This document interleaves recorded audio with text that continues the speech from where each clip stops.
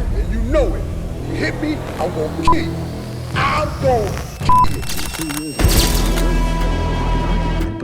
The legendary Mike Tyson, fighting in the heavyweight division, was often much smaller than his opponents, who believed their sheer size would guarantee them victory. But I want to knock him out so good into Duncan King's lap and wipe him off the map because he's bad for boxing and his people are bad for boxing. But in the ring, Iron Mike was always relentlessly driven to rip the souls from his opponents, earning a fearsome reputation as the savage executioner of giants. And now, we'll show you how the legendary Mike ruthlessly tore through the hulking bodies of titans, proving the truth behind the saying, the bigger they are, the harder they fall.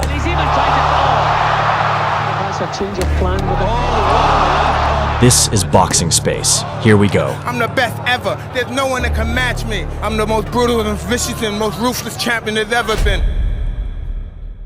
The story of the rivalry between Tyson and Carl Williams dates back to ancient times, when the 23-year-old giant mercilessly beat the 14-year-old teenager, Mike Tyson, in a sparring session.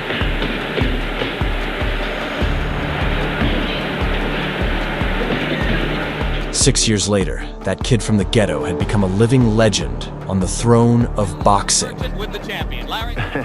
While Williams proudly boasted about beating the 14-year-old Kid Dynamite. I went into the ring and I busted him up. Well, he sparred me when I was 14, 15 years old, and he couldn't kill me then. And now I'm 5 times, 10 times the fighter now. The inevitable bout took place, and Tyson was fiercely determined to serve the giant a cold dish of revenge. The giant tried to hold back the beast with a kilometer-long jab, but Mike was already unstoppable. Ultimately, Iron Mike staged a remake of Carl's public execution, defending his throne and dramatically taking the scalp of the overconfident brute. In fact, it looks like Carl Williams has been knocked cold in the first round. Is he going to count him out or let him go on? He's done well to get up. No, he's stopped it. This overconfident giant had no idea who he was stepping into the ring with. Mike Tyson! Young Mike Tyson in 1985 was just starting his career when he faced a mutant of a man, Scaff, a towering 6.5-pound behemoth who posed a serious threat to any opponent. Drunk on self-belief, Scaff promised everyone he'd wipe the floor with Tyson, confidently predicting he'd put the inexperienced young boxer to sleep in just a few rounds. Scheduled for 10, but don't go away. From the very beginning, the giant, trying to trample his smaller opponent, fancied himself the queen in a chess game, where Mike was just one of the pawns. Scaff's aerial bombardment landed viciously on Tyson, until Mike activated his air defense systems and started tossing the giant around like a rag doll. Left hook. There's the big left hook, and that rocked Sammy's Scaff. Infuriated by this whirlwind of attacks, the overconfident giant desperately tried to regain control. Gets his body into those punches. Gotta watch this one. But Tyson gave Scaff no chance, Throw wild punches. ruthlessly turning the giant's face into a rare steak. And, in his signature style, tore this giraffe to pieces, carving his way to the Olympus of boxing. This one is over. All over. He tried to make it. Sammy Scaff tried to get up.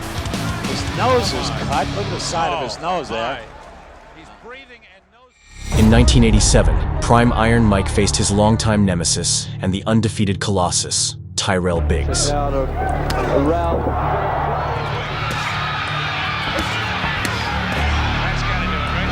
In the early 80s, Biggs took Kid Dynamite's place on the U.S. boxing team for the Olympics. And in the end, he delivered gold to his homeland, becoming a true pride of the nation. 3 years later, the cocky Biggs, confidently believing he could easily defeat and dethrone the Prime King once again, publicly mocked the champion. Michael Tyson, like I am his dad. He's made for me. Tyson.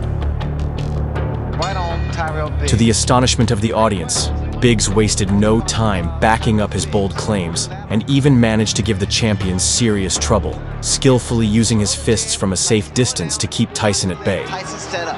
He has found a pattern in Tyrell Biggs. But Iron Mike hadn't forgotten the giant's arrogant behavior before the fight. Taking on the role of David, he began to destroy the cocky Goliath. Tyrell Biggs now. Start those uppercuts. He took a big left hand there. The blows Biggs absorbed seemed to drive him mad, and like a kamikaze, he started provoking Tyson, ultimately signing his own death warrant. But I don't like his hands down that low. Biggs' hands down so low. Mike relentlessly pounded Biggs' face, sending the Giant into a sweet dream session in the embrace of Morpheus. Oh, that was a tremendous left hand.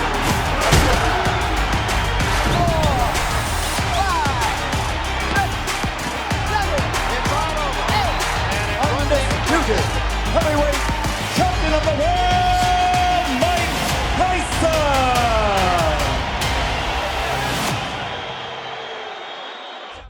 Tyson ended the year 2000 with a fight against the Polish titan Andrew Golota. Golota was famous for his spectacular demolitions of brutes and was also known for his wide arsenal of dirty moves, making him the most scandalous boxer of the time. All that was advertised and more. Another low blow by Golota. That's what went over there. Sucker punch, and not. The long-awaited bout took place, and after the bell rang, Iron Mike wasted no time, making it clear to everyone who the boss was in the ring. Over the left eye of Golota. Connecting with a devastating right. Realizing that there was no way to escape the beast's dangerous bombardment fairly, the Pole decided to resort to hugs instead of punches. Working that cut. And a left hook to the head by Tyson. But Tyson couldn't tolerate the Giant's cowardly tactics, and after a while, he brutally forced Golota to desperately cling to his consciousness. Referee's doing an excellent job, Steve.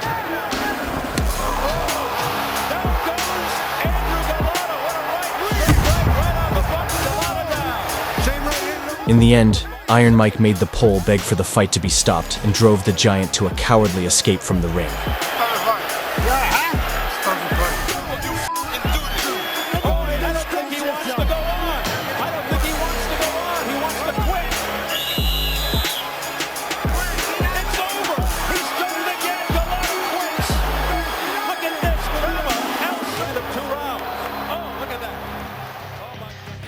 All these performances prove to us that Mike Tyson's modest stature didn't stop him from terrorizing giants in the ring. I hope you enjoyed the show.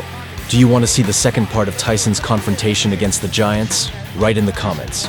This was Boxing Space. See you soon.